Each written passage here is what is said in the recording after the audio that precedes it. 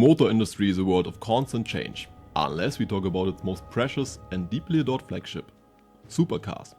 For the last 90 years, these high-end sports cars have been what every boy and man dreams about. Uncompromised machines, purely dedicated to enjoy the pleasure of driving. The Audi R8 marks today's entry level into this exclusive world of eye-catching, sleek design, surreal performance and high price tags with all the right ingredients that supercars are glorified for. Far away from Audi's regular assembly lines in Ingolstadt, this mid-engine beauty is built by hand in a special manufactory of the Quattro GmbH in Neckarsulm, Germany. The R8 carries Audi's Le Mans racing heritage, and even after 7 years in production, it still has the looks to turn heads everywhere. Nevertheless, for 2013, Audi has given the R8 its first gentle facelift. It includes a set of newly structured LED headlights, a different front grille, round tailpipes, and new rear lights with dynamic turn signals. Now, I still remember the very first R8 I saw on the Autobahn, and a few years ago when our local Audi dealership had its first R8 in the showroom, I often went there in the evenings, and when all the staff had left, I stood outside and looked at the car through the window for at least 10 minutes or so and just admired its shape. So being able to drive this car today and share the experience with you feels pretty damn special to me.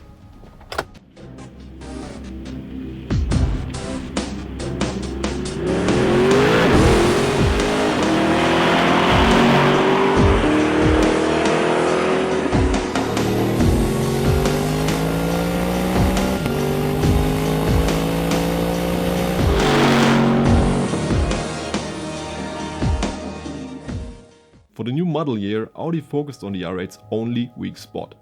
The old sequential 6-speed tronic used to be the most criticized part about the R8 and now finally gets replaced by a new 7-speed S-tronic dual-clutch transmission with launch control function. So this new S-tronic dual-clutch transmission here has really just two modes for me. You can drive the R8 in the automatic mode, and it really feels extremely comfortable for a sports car or a supercar. The only problem is it could shift up a little bit faster in the automatic mode sometimes. It stays in gears a bit too long.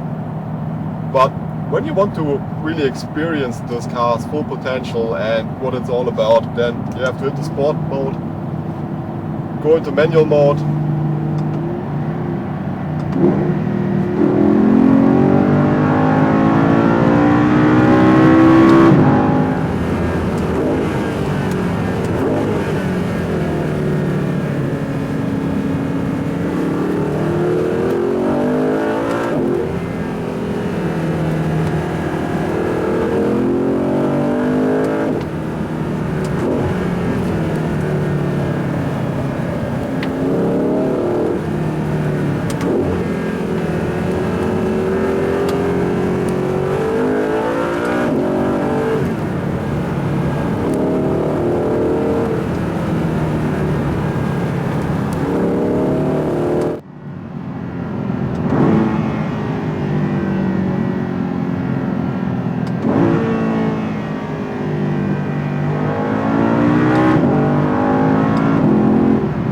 really shifts extremely fast and responds very well to these new pedals here, which are aluminium at the front, so they look really good, but on the rear they are actually plasticish, and that's something that Audi could change in my opinion, because you really want to use them all the time, and having a bit nicer material here for the pedals would be a great addition to this car, but the transmission really is lovely. Laid out under its glass engine cover, the R8's handcrafted 4.2-liter naturally aspirated V8 with dry sump lubrication makes 430 horsepower at 7,900 rpm and 430 Nm of torque between 4.5 and 6,000 rpm. Enough for a top speed of 300 kph and 0 to 100 kph in 4.3 seconds with a new S-tronic transmission. So at low RPMs this engine feels a bit too civilized for me, if I'm honest. It is very effective, but if you don't read the speedo, it doesn't really feel that fast. But the sweet spot of this engine is at way higher RPMs.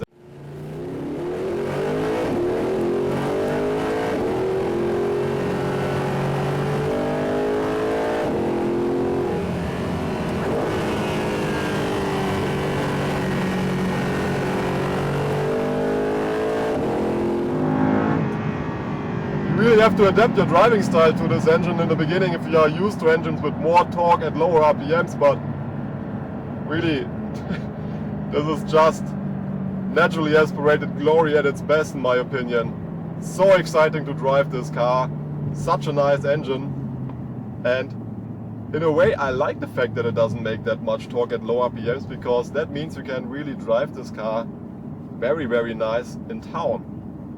So it's not intimidating at all, and unless you really reach those higher RPMs, you simply don't have any problems to use this as a daily driver. It's very quiet, doesn't make too much noise. So the power plant really is an absolute peach for me.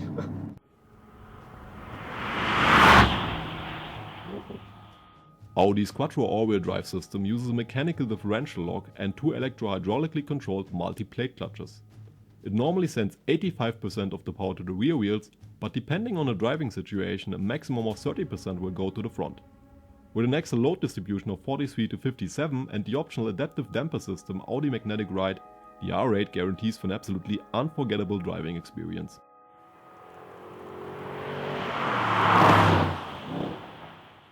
The great thing about the R8 is that it really has one of the best chassis that you can experience in my opinion.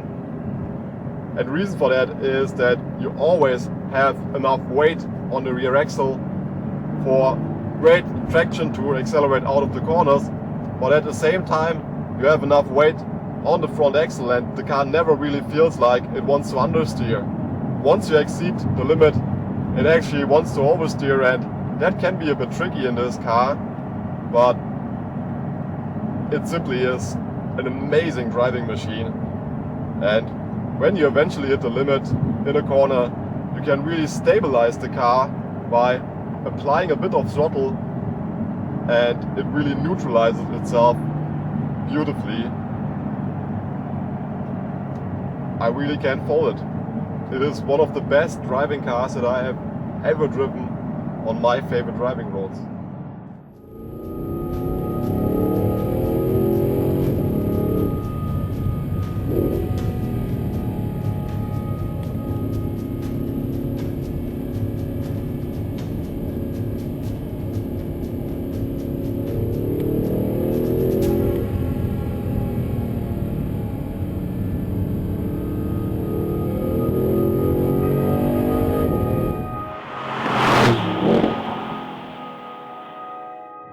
This really is so focused. It is just about the driving experience, and I simply love cars like that. Even more surprising after all the debauchery, when you want to ease off a bit, the R8 becomes as civilized as any other Audi and a decent Grand Tourer. You won't be able to carry much luggage, but a surprisingly comfortable ride in the softest suspension setting and lovely arranged cabin make this one of the greatest sports cars to travel long distances I have ever experienced. I particularly enjoyed the way it behaved on the autobahn, where the R8's great steering and chassis help to cover ground quickly without the fatiguing ride of other sports cars. One glorious engine behind me, and you just want to keep on driving and driving and driving until you eventually run out of fuel. So I will stop at the next gas station, and I see you in the next review. Take care, guys.